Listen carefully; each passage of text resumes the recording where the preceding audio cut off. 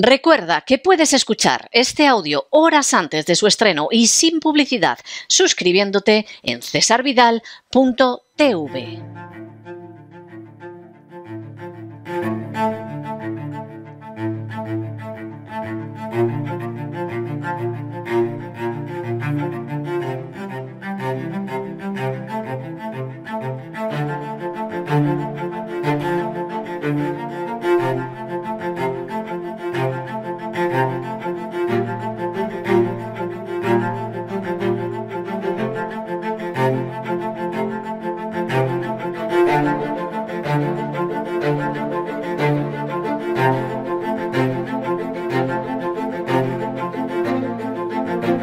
Así fue España, con César Vidal y Lorenzo Ramírez.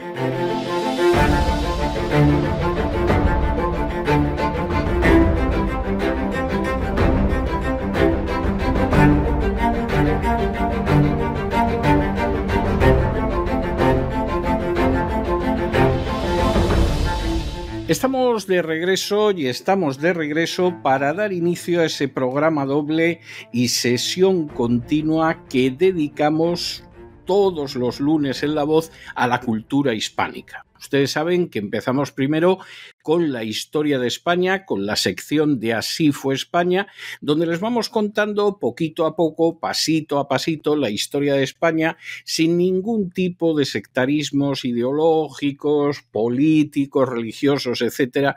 Nosotros les contamos la historia de España como fue y, en fin, si le molesta a alguno que aspira a enchufarse en la administración del Estado, su problema no es el nuestro. Por supuesto, en esa primera parte se queda con nosotros un ratillo más don Lorenzo Ramírez, que le vuelvo a saludar. Muy buenas noches, don Lorenzo. Muy buenas noches, don César. Aquí encantado de estar en el nuevo episodio de Juego de Tronos versión española, porque te quedó interesante esto, ¿eh? Te quedó interesante en el último capítulo, con boda incluida. Pues hoy se pone más. Hoy se pone más todavía. Lo vamos a ver. Y bueno, ya saben ustedes que cuando se nos marche don Lorenzo Ramírez, no se asusten, hasta mañana, Dios mediante, que volverá con el Despegamos, pues entramos en la segunda parte de ese programa doble y sesión continua dedicado a la cultura hispánica y lo hacemos con la lengua española, que es el mayor legado que ha dejado España al acervo común de la humanidad. Y de hecho ahí quien nos echa una mano con sus palabras al aire es doña Sagrario Fernández Prieto. Pero bueno, volvemos a la historia. Recuerde usted, don Lorenzo, que la semana pasada yo enunciaba lo que casi se podría considerar una ley histórica de los triunviratos. Y es que los triunviratos son 3, como su propio nombre indica, pero siempre acaban con uno que elimina a los otros o desaparecen y queda uno solo. Pasó con el primer triunvirato famoso de César, Pompeyo y Craso, que concluyó con Craso al que mataron los partos y César y Pompeyo envueltos en una guerra civil de la que emerge César como el único, se convierte en dictador perpetuo de Roma, aunque por poco tiempo. Pasó con el segundo triunvirato de Marco Antonio, Octavio y Lépido. Lépido por ahí desapareció, Marco Antonio y Octavio entran en una guerra civil y finalmente Octavio prevalece y se convierte en el princeps, en el amo de Roma. Y pasó incluso en la Falange. En la Falange hubo algún momento, sobre todo con la fusión de la Hons, en que parecía que habría un triunvirato. Bueno, pues al final quien quedó fue José Antonio Solo, aunque lo fusilaran en noviembre del 36, a los pocos meses de empezar la guerra civil. De manera que los triunviratos parece que están condenados a esto y este triunvirato cordobés no podía ser menos. Recordemos que en él estaba Al-Mushafi, que era el chambelán, era el personaje más importante al inicio de toda esta situación, como el más importante al inicio del primer triunvirato era Pompeyo y no César, o Marco Antonio y no Octavio. Estaba el general Gálib, el gran general de las gestas militares de Córdoba, y estaba el que luego sería conocido como Al-Mansur. La semana pasada ya vimos cómo Al-Mushafi cae, queda solamente Almanzor y queda el general Gálib, y en una jugada magistral, su suegro, como se había casado con la hija, era el suegro. Exactamente, en una jugada magistral, Almanzor consigue casarse con la niña de Galip, con lo cual parece que la alianza va a ser indestructible. Un Galip que, recordemos, había tejido su amistad, entre comillas, con Almanzor cuando habían estado en la parte del norte de África, en toda la zona de Marruecos, en todo ese Magreb, ¿verdad? Que allí lo había conocido y que luego, bueno, pues poco a poco se habían ido haciendo, no sé si íntimos, porque una cosa que hemos mencionado y que usted estuvo explicando, que Almanzor, pues evidentemente, pues tuvo mucho protagonismo en las gestas bélicas. Yo no sé si ahí había celos por parte de Galip o lo veía más como un compañero que otra cosa. Yo creo que hubo un momento en que Galip se asusta. A todo eso, por cierto, recordar que la idea de dar una hija en matrimonio al otro también aparece en el primer triunvirato con Pompeyo y César. Es decir, que aquí se ha inventado poco, como diría el autor del Eclesiastés en el Antiguo Testamento, no hay nada nuevo debajo del sol, o sea, tú empiezas a tirar y casi llegas al hombre de Neandertal. Pero bueno, de momento nosotros nos quedamos en el año 979, nos quedamos en ese momento en que ha caído Al-Mushafi, en que además Almanzor se ha casado con la hija de Galip y además decide que él también va a destacar en el terreno militar. En el verano de ese año 979, pues dirige del año 977, si no me falla la memoria, dirige una ceifa donde arrasa Pamplona y Barcelona. Supongo que en Barcelona están encantados de ver a los descendientes de Almanzor ocupando las calles, porque se pasó 2 meses arrasando Navarra y lo que todavía no era Cataluña. En el otoño realizó una nueva incursión hacia Ledesma. En mayo del año siguiente vuelve a golpear Ledesma, llega en el verano a Sepúlveda, o sea, lo de Almanzor casi era llegar, golpear, saquear, llevarlo a Córdoba y regresar. Y en septiembre del 979, y esto sí es importante, ayuda a Ceuta a defenderse de los fatimíes. A partir de esta campaña en la que no interviene Almanzor, pero Almanzor conocía muy bien el norte de África y la importancia que tenía para defender la península ibérica, Ceuta se va a convertir en el centro de la política para el norte de África de Almanzor. Y evidentemente se había fogueado en campaña, había tenido resultados en general muy buenos y desde luego dominaba sobre todo a través de la Vascona lo que era la política de Córdoba. Y aquí es donde Galip se asusta. O sea, aquí Galip se asusta, se da cuenta de que Almanzor tiene totalmente controlado al califa y no le deja salir. Ahí lo entretiene con poetas, con flores, con perfumes, pero quien manda es él. Con su jaula de oro, ¿no? En su jaula de oro. Efectivamente, manda con la colaboración de la mamá y además Almanzor está empezando a destacar de una manera muy clara como un personaje con dotes militares no pequeñas. Al principio, las algaradas o aceifas, o como se quieran llamar, las rafias que llevaban a cabo las fuerzas musulmanas, los cordobeses, sobre territorio cristiano, bueno, pues las había ido dirigiendo Galip. Es verdad que cada vez Almanzor tomaba un peso mayor, pero llega un momento en que Almanzor está empezando a destacar mucho. Galip era un hombre bastante mayor ya en esos momentos y finalmente, en el curso de una campaña en Atienza, en la primavera del 980 se produce un enfrentamiento entre Galip y Almanzor. Esto podía haber acabado muy mal. Porque en el curso de la campaña Almanzor es herido, se sospecha que Galip está detrás de esta situación. Galip está en esos momentos en la fortaleza de Medinaceli y lo que pasa es que Almanzor va contra la fortaleza, donde estaba además la familia de Galip, la toma y la saquea. Y además, Galip, que se ha situado en Atienza, de pronto contempla como Almanzor no solamente se ha repuesto de sus heridas y está hecho un pimpollo, sino que va hacia él para enfrentarse contra él.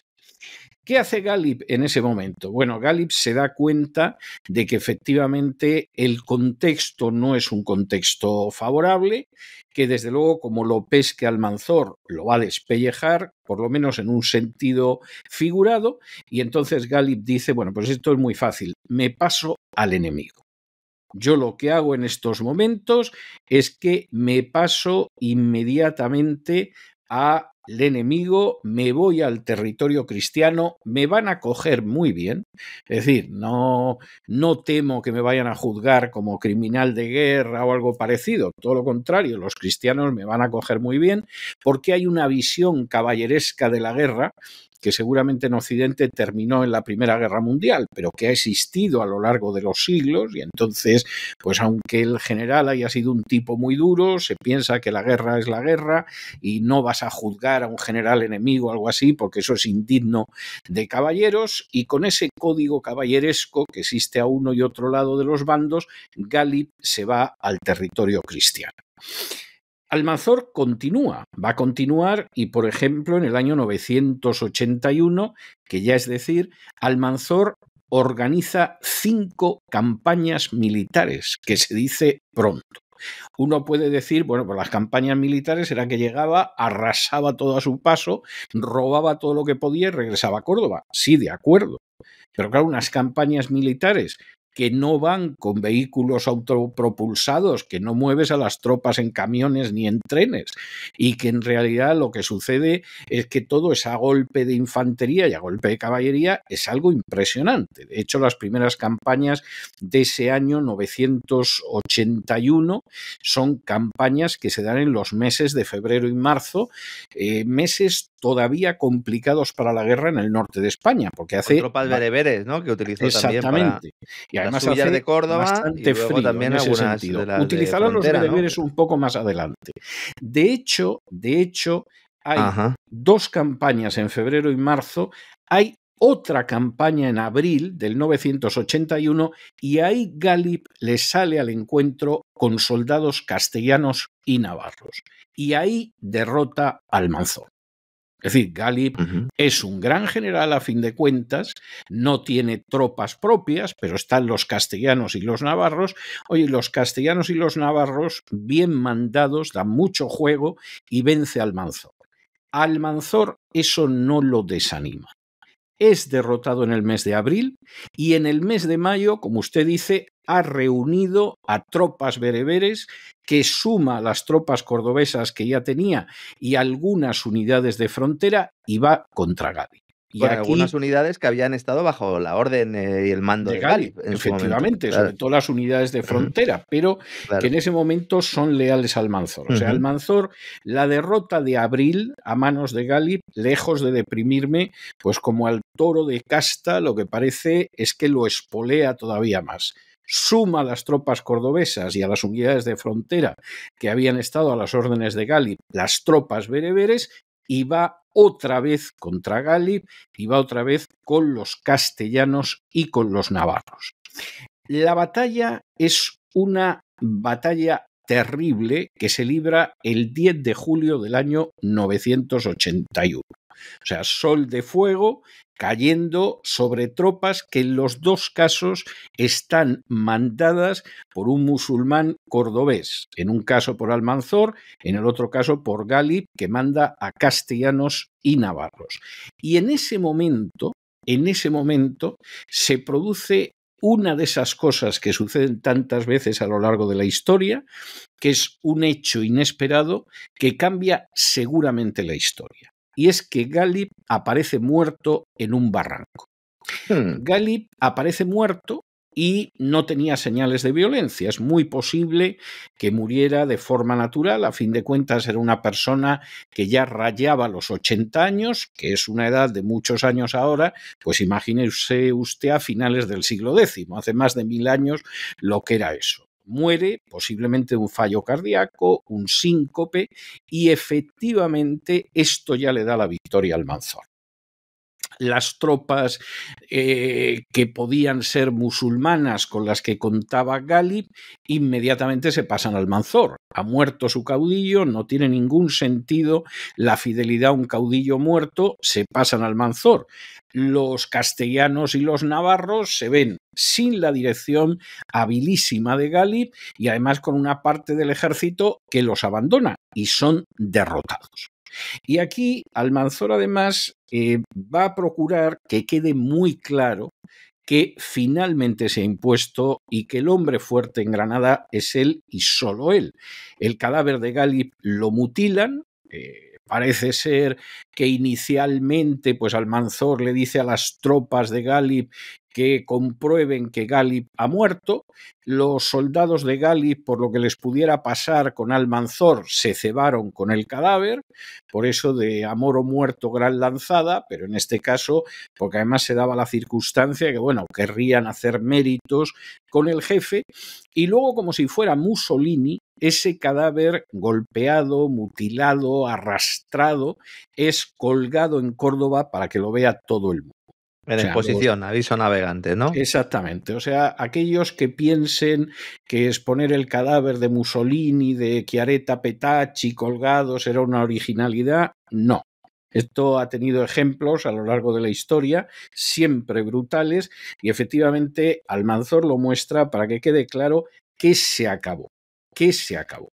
Esto significa algo también muy importante, y es que no solo muere Gálib de lo que parece que fueron causas naturales. En el combate, en el cual además sus tropas prácticamente se pasan en manada a Almanzor, caen algunos jefes que estaban con Gálib, que confiaban en que Gálib algún día, con la ayuda de Castilla y de Navarra, llegaría a recuperar el poder en Córdoba. Pero que claro, cuando los soldados se pasan en masa al Almanzor, se ocupan de pasar también a cuchillo a aquellos que podían ser fieles a Gálib. Con lo cual, los rivales que pudiera tener Almanzor o las molestias que pudiera tener Almanzor se quedan también tendidas en el campo de batalla. Y es a partir de ese momento, y esto es muy importante, es a partir de ese momento cuando Almanzor se le llama Almanzor, es decir, Al-Mansur, es decir, el victorioso.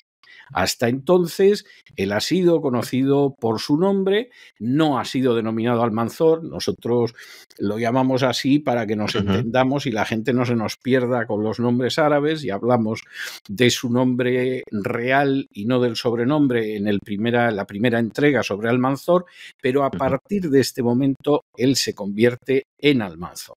Y es algo muy interesante lo del sobrenombre, no solo porque lo llamaran el victorioso, que lo era, Al-Mansur, sino porque además él va a evitar que tanto su familia como él tengan en los títulos honoríficos el nombre de Dios, Allah.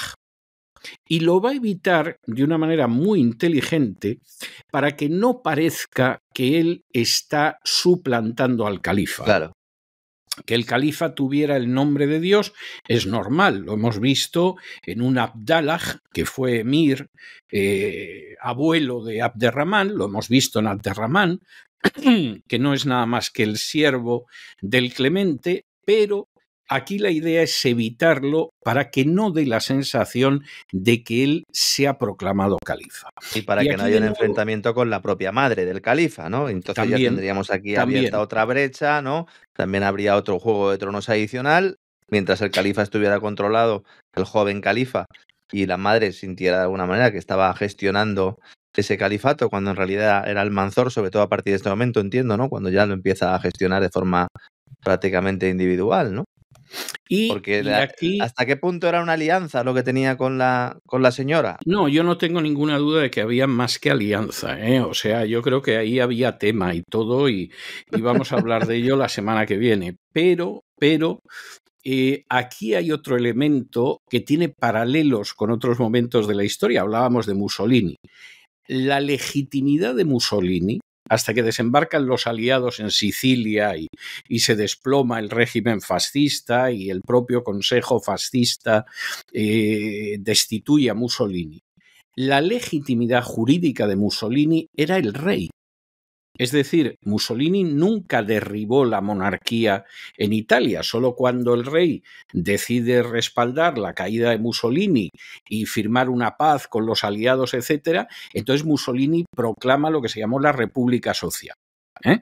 Pero, y no dijo socialista, yo creo que porque le daba pudor, pero iba en esa línea. Pero la legitimidad de Mussolini era el rey. La legitimidad de Almanzor era el califa. Es decir, él no podía pretender ser califa, no tenía esa legitimidad. Pero en la medida en la que tenía al niño califa sujeto y hacía lo que quería y se llevaba bien con la mamá, como si hubiera sido el califa. Es decir, es un dictador cuya legitimidad emana del monarca legítimo. Yo, por ejemplo, si en estos momentos quisiera ir a una dictadura en España, aunque tuviera a medio plazo la idea de proclamar la Tercera República, lo que haría sería cubrir todos mis actos bajo la legitimidad del rey, del jefe del Estado. Es decir, esto de nuevo no está inventado ahora, es algo que se ve en Almanzor, que se ve en Mussolini y en otros. A Hitler no le hacía ninguna falta porque levantó la República de Weimar y además no había un monarca. Pero aquí Almanzor sigue la línea de dictadores dentro de monarquías. Es decir, el monarca legitima legalmente, en este caso hasta espiritualmente porque era el califa, mi dictadura personal, que prácticamente es una dictadura militar. Y lo que sucede en ese momento, pues es que desaparece Galip y él se convierte en el chambelán único. Y como además se lleva muy bien con la mamá del niño califa y como además tiene la legitimidad de que es una especie de regente del califa, pues concentra todo el poder del califa. Bueno, así va a seguir durante los próximos años. ¿Cómo irían de bien las cosas? Que ese año, para que quedara claro que se había impuesto y todo lo demás, en otra campaña, que es una campaña que ya se da en septiembre, en el otoño, saquea Zamora y los alrededores. Es decir, Almanzor estaba que se salía. Y en octubre todavía atacó lo que luego sería Portugal en la zona de Viseu. Es decir, aquí lo que hay es una pujanza de poder, un sentimiento de superioridad que verdaderamente te deja pasmado. Pero Almanzor ha conseguido lo que siempre se aspira a conseguir, y es el hecho de, en un triunvirato, y es el hecho de tener totalmente controlada esa dictadura. La semana que viene vamos a hablar de esa alianza que venía de atrás y que va a continuar durante todavía unos años más, de esa alianza con la reina madre. Hay que tener en cuenta que estamos hablando en estos momentos del año 981. Bueno, pues esa alianza todavía va a durar hasta el 996. Es decir, en total, desde que se convirtió en Almanzor, en el victorioso, a los antecedentes, estamos hablando de más de 2 décadas. Más de 2 décadas en las que Almanzor no dejó de subir, en que era la voz y las manos y los ojos de la madre del califa, que era prácticamente omnipotente. Un califa que además le informaba.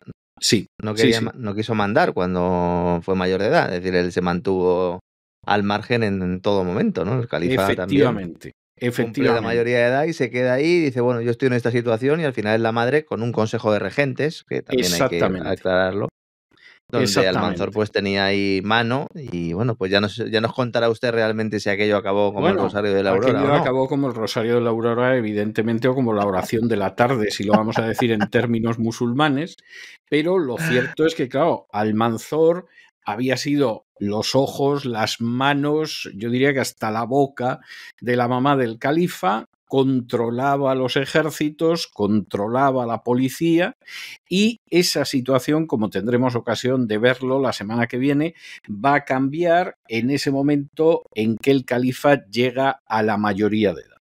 Y nos contará usted también por qué le llamaban la bestia a Almanzor. También.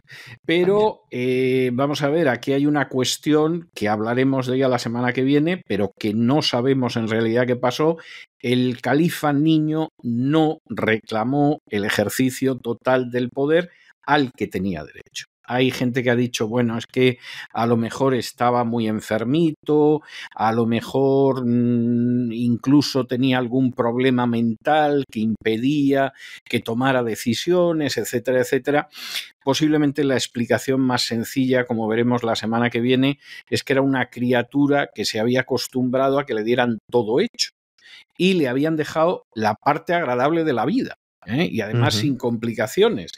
Y como ya sabe usted que hay monarcas que dicen eso de a mí me lo dais ya hecho, bueno, pues este es que se lo daban hecho, y yo personalmente creo que esa es la razón. No creo que haya una base real para pensar que estaba enfermo, que padecía alguna minusvalía psíquica, ni nada de este tipo, sino que creo que realmente es una persona que se había acostumbrado desde la infancia a no tener que moverse en eso tan sucio que es la lucha y el ejercicio del poder, y a vivir en lo agradable, en la poesía, en la religión, en fin, en las esposas, etcétera, etcétera, como para meterse en líos de este tipo. Es decir, si siglos después un monarca español que no lo hizo mal en términos generales, como era Carlos III, trabajaba 1 hora al día y el resto del tiempo pues no trabajaba y dedicaba muchísimo tiempo a la caza. ¿Qué hora, don César? ¿Qué hora? Bueno, la hora seguramente la hacía muy bien, pero trabajaba 1 hora al día, que recibía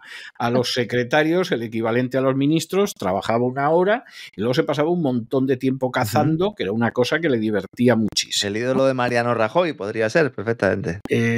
Por lo trabajador, por los resultados, no. Pero en cualquiera de los casos, si eso pasaba con un Carlos III, que además era un monarca ilustrado, era un déspota ilustrado, que quería hacer cosas buenas para España y todo lo demás, y trabajaba 1 hora al día y dedicaba muchas más horas a la caza que al trabajo, pues y además había sido monarca en Italia, y un monarca ilustrado también, pues imaginémonos aquí al niño Hicham, que llega a la mayoría de edad y dice, no, a mí no me metáis en líos, mamá. Tú te has ocupado de esto siempre muy bien, y ese señor que no te deja ni a sol ni a sombra también lo hace muy bien, pues seguid haciéndolo vosotros y no me metáis en complicaciones. Y efectivamente eso funcionó todavía unos años, casi duró un par de décadas, pero se acabó. Pero de eso ya hablaremos la semana que viene, porque Almanzor, que ha ido subiendo en buena parte de su carrera con el apoyo de la reina, que se ha convertido en el único hombre, en el hombre fuerte del triunvirato, en un momento determinado también las va a tener, pero realmente de agarrada, con la mamá del califa Hicham. Pero de eso, Dios mediante, hablaremos la semana que viene. Un placer como siempre, muy interesante, don César, la verdad es que bueno, es que Falcon Crest es un juego de nenazas comparado con esto. Bueno, Juego de Tronos, es una tontería. Sí. Llevamos muchísimos más muertos ahora que en todas las temporadas de Juego de Tronos, o sea, no nos vamos a engañar aquí. Y vamos, la princesa esa rubita de en fin, de alfeñique. Cersei Lannister. No, dice usted la otra, la madre de dragones. La va a comparar usted con la sub. Vamos, es que no tiene punto de comparación. Lo que pasa es que, claro, ¿quién se atreve en España a hacer una serie sobre Almanzor? No solamente por el hecho del presupuesto que exigiría una serie así, sino porque, claro, las intrigas en la corte de Córdoba son terribles, los personajes son despiadados y desalmados, y ahora algunos de sus correligionarios están llegando por millones a España, y encima los que vivían al norte, los españoles del norte, navarros, castellanos, etcétera, cada 2 por 3 les estaba dando guantazos esta gente. O sea, serie más políticamente incorrecta que Almanzor es que no se puede imaginar, las cosas como son, pero sería una serie maravillosa, vamos. Y además la verían con agrado unos y otros, y eso también lo creo. Sí. Es así, les sentaría mal a la gente de Podemos y de Sumar, la acusarían de racista, lo que fuera, pero tanto unos como otros la verían encantados. Los que son conscientes del peligro del Islam, porque dirían lo que llevamos diciendo un montón de tiempo, y los musulmanes diciendo esto era nuestro y les pegábamos a los que teníamos enfrente, que vamos, ni siquiera los caballos relinchaban delante de Almanzor. Pues esa es la historia que hay. Nos vemos la semana que viene en Aquí fue España, pero aquí en La Voz mañana, Dios mediante. Un abrazo muy fuerte. Hasta mañana, un abrazo, don César. Hasta mañana.